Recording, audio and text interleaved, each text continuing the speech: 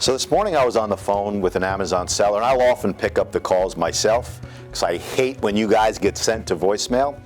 And the seller wanted to know that if he takes Amazon to arbitration, can he get his costs? Can he get his attorney's fees?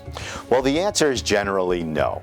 If you take Amazon to arbitration for anything over $10,000, you're not going to recover your costs or attorney's fees unless the case is deemed frivolous. Now, most people think of frivolous as the person who's bringing the case, meaning you.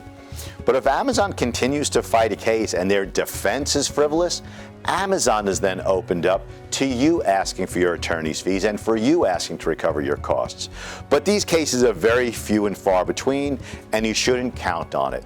The American rule when it comes to litigation is that unless there's a contract that says otherwise, or the case is deemed entirely frivolous, either whoever brought it or the defense to that case, you're not going to get your costs back and you are not going to get your attorney's fees.